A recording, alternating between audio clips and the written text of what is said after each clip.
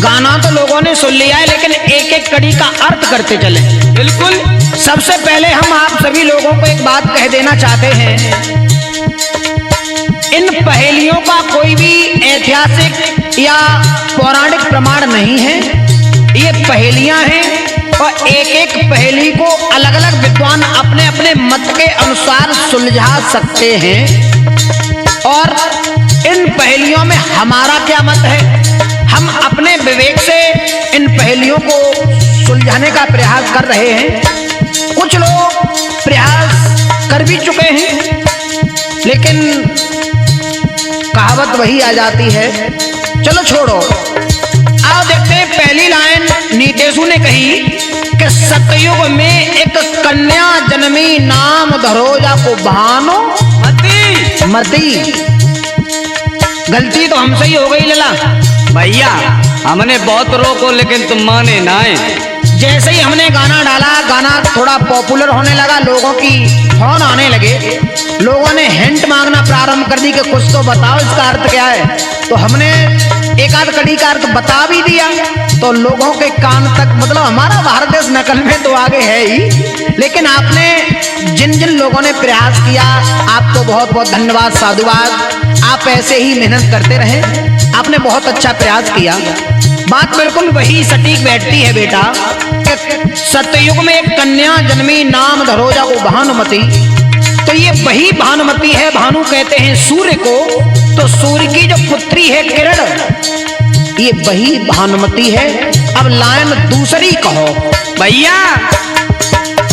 त्रेता द्वापर रही है कुंवारी, कलयुग में जग सोलापति।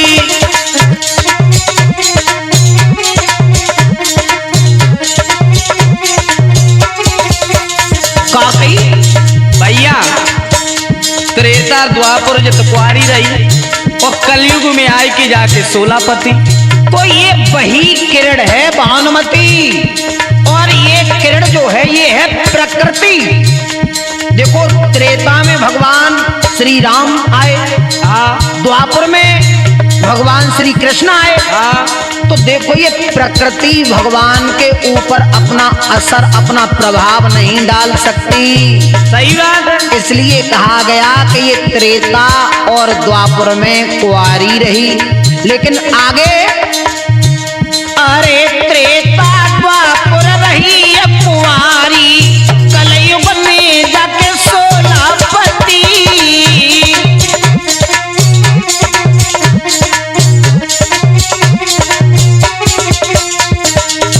अब सोलहपति कौन से हैं? लेकिन कुछ विद्वान ये बता भी रहे हैं कि सूर्य की 16 राशियां हैं। लेकिन उन विद्वानों ने ये नहीं सोचा कि राशियां तो केवल 12 ही हैं। 16 कलाएं होती हैं, 64 विद्याएं होती हैं, और सूर्य के अंदर जो कलाएं हैं वो 12 हैं और 12 ही राशियां हैं। कुछ लोग 16 बता रहे हैं।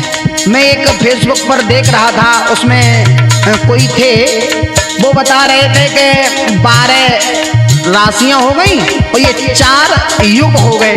भैया जब बह बात हो गई कह दे रामदेव भैया सुन ले, हमारे उम्र में लगी रहे और लोग कहावतों कहते, कहूँ को ईट कहूँ को रोरा, और जब भानुमति ने पुनवा जोड़ा। लेकिन सबसे पहले हम बता देना चाहते हैं सुधीर भाई, ये हमारे बाबा गुरु महाभारत सम्राट जी ने पहले ही हमको निर्देश दे दिए थे कि आपको किसी को चैलेंज नहीं देना है, किसी के लिए कोई सवाल जवाब नहीं छोड़ने हैं। तो हम उन्हीं की आज्ञा का पालन कर रहे हैं। हमने ये प्रश्न किसी को उत्तर देने के लिए पहले तो कहा नहीं था। ये तो हमारे दोनों भाइयों का, कुछ हमारा था, कुछ नीतेश का था, दोनों में मिश्रित मसाला था। एक भाइयों का संवाद था और ज्ञान की चर्चा होती रहनी भी चाहिए। स्टूडियो में चल रही थी, सुधीर भाई ने कहा चलो माइक लगा देते हैं, तो ये यूट्यूब के द्वारा चलने दो आगे तक। सही बात है। लेकिन खैर कोई बात नहीं। देखो, वैसे तो स्त्री के 16 श्रृंगार भी होते हैं, 16 संस्कार भी होते हैं मनुष्य के, लेकिन जो 16 पति बताए गए, 12 कुछ लोग कह रहे थे। भैया अब हमने सुनी है क्या? यूट्यूब पे लेटे रहे तो हमने बस रिकॉर्डिंग सुनी, तो ये विद्वान आपस में चर्चा कर रहे हैं और वे ये कह रहे हैं कि जो राशियां हैं जो 16 हैं और अबे तक और आपको बता रहे राशियां 12 हैं। सुनो, मैं आपको 12 राशियां बता रहा हूँ बेटा। राशियां 12 ही हैं, 16 कलाएं हैं, 64 विद्याएं। मैं आपको बता तो रहा हूँ बेटा, सुनो तो। देखो, मेष, वृषक, मिथुन, कर्क, सिंह, कन्या, तुला, वृश्चिक, धनु, मकर, कुंभ और मीन, ये केवल 12 ही राशियां हैं।